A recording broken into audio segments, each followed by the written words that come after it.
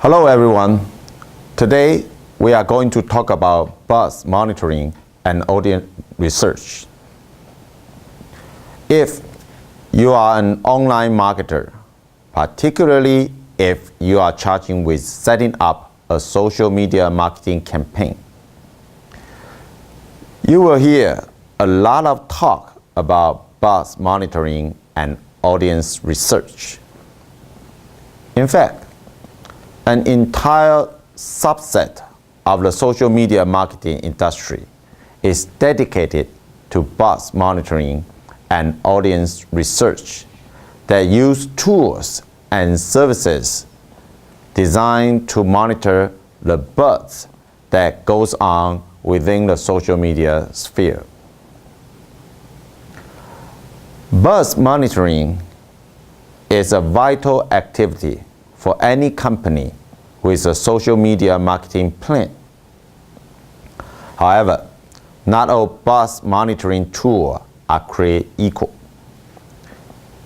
There are the paid versions of buzz monitoring tools, such as Technology's SM2 and Radian 6, and also the free version of simple Google Alert. Buzz monitoring tool can tell you where the buzz is happening. Most of the enterprise level buzz monitoring tool can also tell you what the buzz is saying, and some tool even provide a context or sentiment regarding the record they bring back, ranking it as positive, negative, or neutral. However, you may be careful that sentiment analysis is still in its infancy. It's really tough for computer to automatically rank things as positive, negative, or neutral when so many words and phrases can have more than one meaning. For example, consider the word spongy. If your buzz monitoring software returns a field record using the word spongy to describe your products, this could be a bad descriptor if your company specializes in installing bricks. However, if your company is a bakery, the term spongy could be a real compliment. In both cases, the buzz monitoring software likely will have a tough time accurately categorize the sentiment of the term spongy and might classify those records as neutral. This proves that it is still important to research your audience to understand what they are truly saying.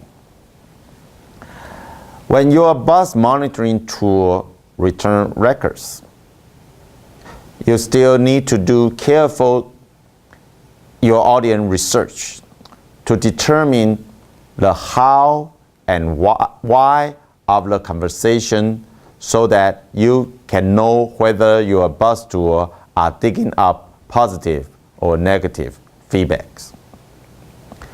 Sometimes the context of a conversation get lost when you are viewing individual record that your buzz monitoring tool returns.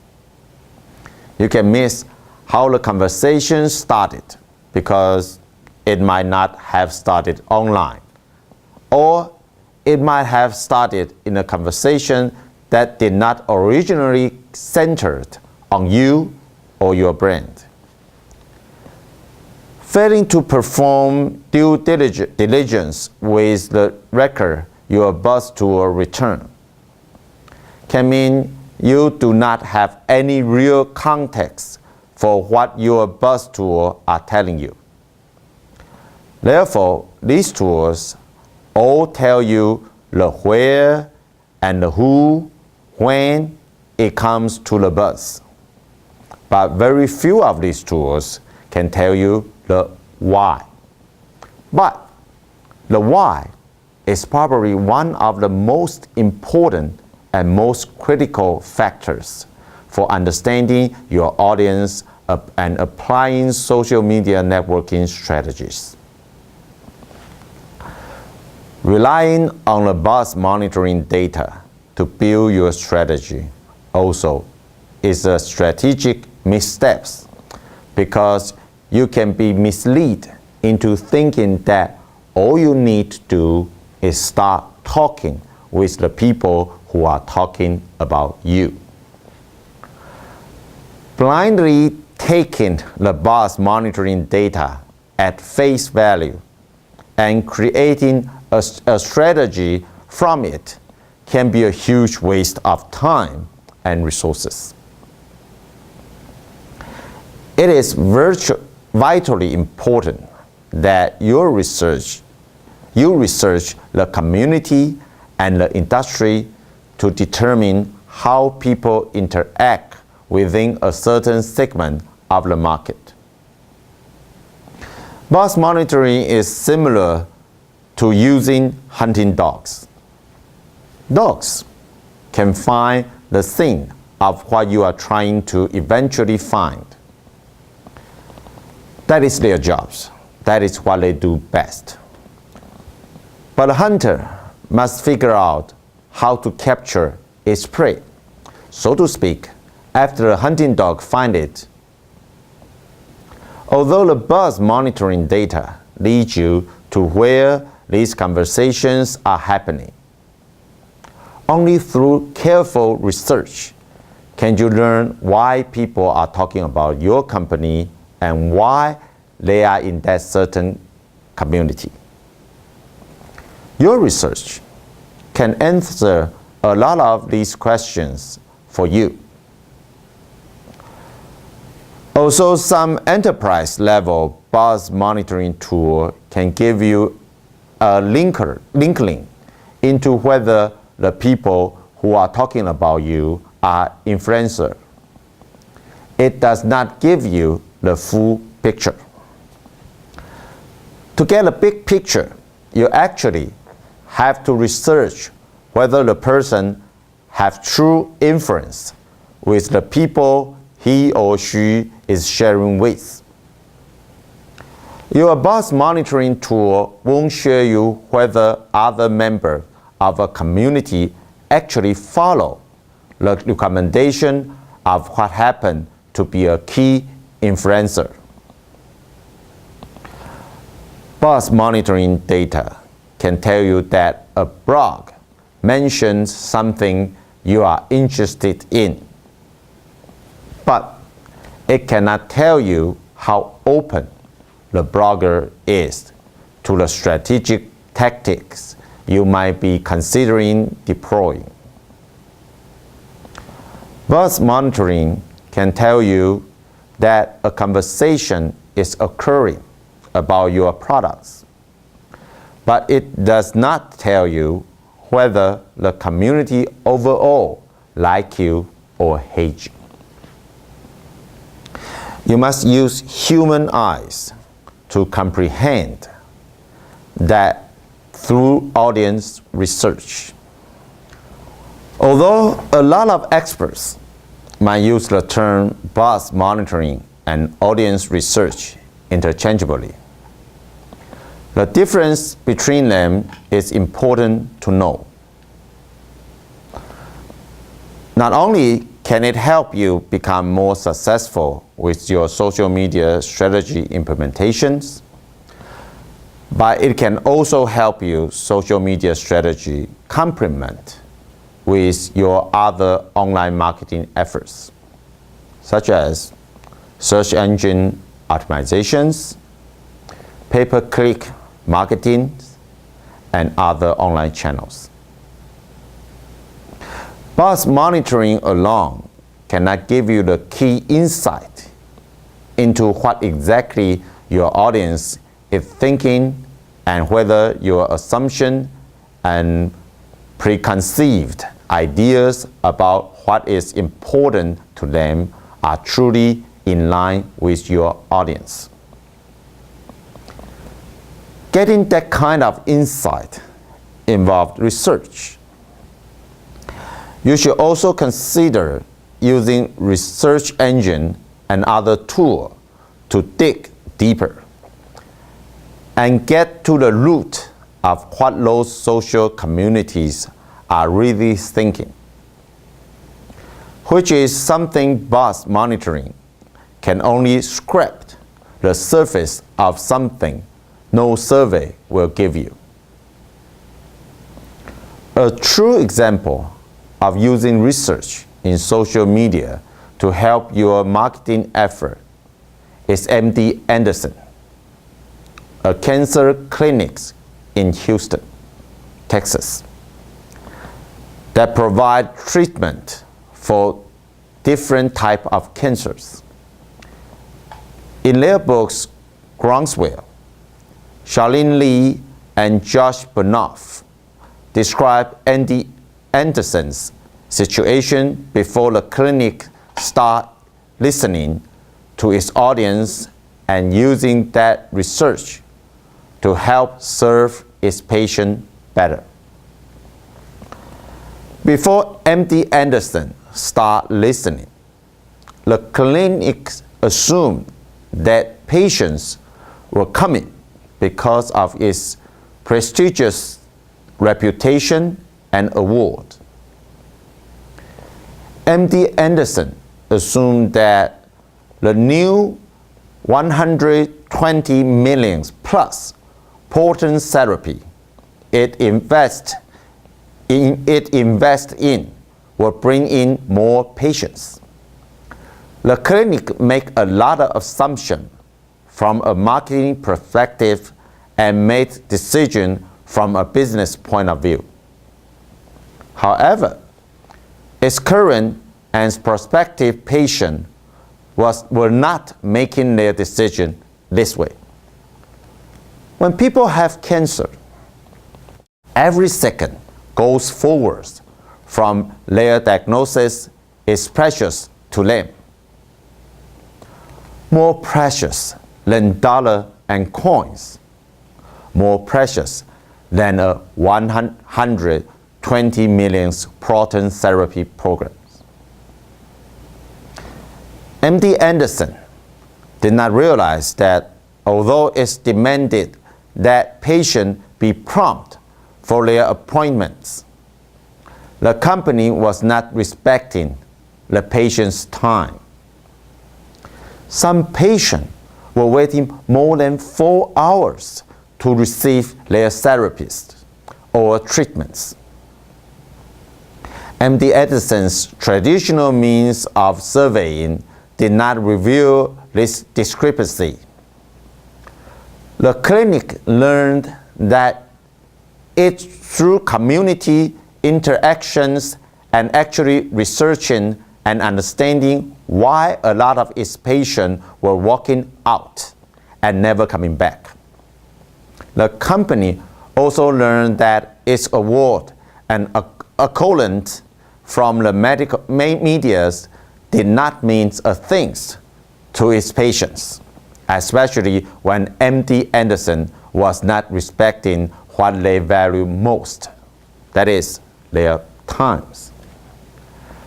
Another piece of the research revealed that patient does not look at magazines, research, or award to decide where to go for treatment. Patients mostly rely on physicians' referral. It becomes even more apparent that MD Anderson really need to form relationship with physicians. Buzz monitoring enabled MD Anderson to find conversations. But the research the company did in understanding those conversations become most valuable and pay off. Because in social media marketing does not happen merely because you have engaged in that channel.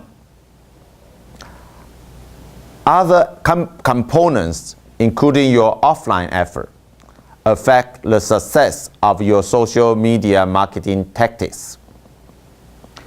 This means you have to make sure your TV, radios, direct mails, and even your SEO, PPC, email, and affiliate marketing efforts are all working with your social media marketing efforts.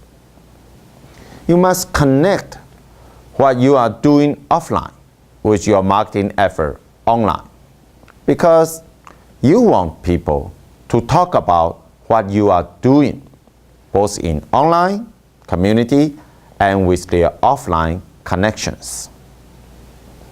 And you want people to join the conversation and share their experience with you in that chosen social media channel. If you simply join social networks and does not encourage people to share, or you do not utilize other channels to outside of social media to get your message out, how will people know about you or your services or products? Encouraging sharing in some social media channel is more difficult because of walled gardens. Walled gardens means those communities that require subscriptions or fee to join. However, social media communities that are free to join offer great potential for spreading the word. But you cannot expect members of a community to just automatically start sharing with you. You have to let your audience know you want to be social with them. Making sure that all your marketing efforts are in sync is critical to any social media effort. You must speak directly to the people in the social media community about your online efforts and your traditional marketing channel. The marketing people who design your marketing literature for the salesperson to hand out should be incorporating your Facebook fan page address into your marketing pieces. Your ad agency should encourage online participation by mentioning your brand community in your print, radios, and television ads. Your public relationship teams need to work with your social media marketing teams to spread the word about offline event and to encourage event participants to come to your social media channel to engage with you. Regardless of age, gender, job, hobbies, or whatever, however the statistics you look at are sliced and diced.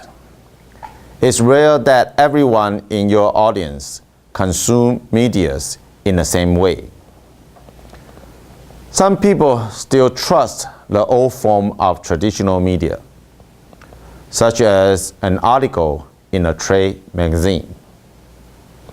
Younger generation rarely touch a newspaper or magazines, and instead turn to mobile phones or laptops to consume the latest news via an online news website.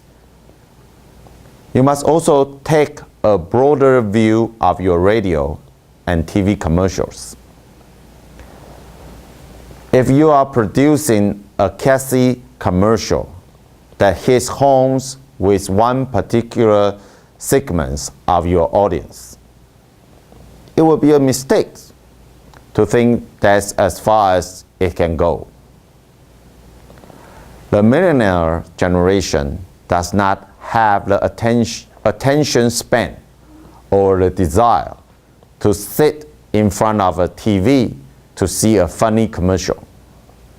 Instead, they will look it up on YouTube. You must also consider the reverse. That is, people will share your online digital media in offline format. Understanding that your digital marketing collections can have an extended shelf life is important to any marketing effort. Take, for example, having a popular blogs. Some of your blogs posted could have gone viral and are shared across the internet. Other community and individual link to your blog post. In other words, many of your online audience members find your content valuable. Thinking that your blog's only shelf life is online can be a missed opportunity. What about your offline audience? Will not they find these pieces of digital content valuable too? You could create a small books of your most valuable blog post and provide it as an ebooks and or in a printing format. That will allow your offline audience to see your digital content. Just don't forget to include URL pointing your offline audience to your online content. Your public relationship teams might tell you that you don't need to worry about announcing offline activity to your online audience. Or your PR teams might tell you that you just need to place an announcement on your company's static web pages. If your PR agency has told you this, you should fire them for giving you this bad advice. Then make sure your social media teams know about the offline event. Trust your social media team to help spread the word about your offline event in a way that appeals to the community you are currently engaged in. If your chosen tactics is a Facebook fan page, they most likely can create an invite for your fan to participate by either announcing it on the fan page or sending the invite to them individually. You can utilize many ways to let your online social media community member know about what's going on offline, which could make your offline event even more successful. Owners and administrators of social media community establish rules and guidelines. They did it for several reasons. First and foremost is to help keep some orders in the community they have created. Without a rule, communities tend to frozen and die out. Another key reason for maintaining orders is to avoid allowing spammers and marketers who want to take advantage of the members of the community. When the new members of a community first attempt to push a marketing message, he or she generally received a warning to refrain from such activity. If the marketer continues actively marketing, the community usually will boot that person out. Each and every forum has rules, both written and unwritten. The written one, if violated, could get you banned from the social media community. Violating the unwritten rules will leave you feeling like you are in Antarctica rather than the fun, warm, and sharing community you first discovered. That's why going with a community with marketing gun blazing is a bad idea. Understanding the community and how it functions, as well as how the members interact with one another, is vital. Some communities tolerate some forms of marketing, but you are not going to understand how much or how to approach this unless you take the time to research it. So first, read the rules, and second, study the community. Then, most important, engage with the community members on a genuine interest level. Communities dedicated to your brand, products, or service, or even industry. These types tend to be a bit more tolerant of marketers entering the community. To some degree, it's almost expecting that eventually a company representative or if a competitor's representative will show up and start participating in the community. After all, you will have to make sure your printed, radio, and television ads are all work with your social media marketing efforts. If you are still siloing your marketing effort, it will be difficult to get your offline audience to join your online, because each silo of marketing is operating independently and was not known of your effort in your choosing social media channel. You have the resources. Why not use them to your advantage and integrate your effort? So, thank you for your listening.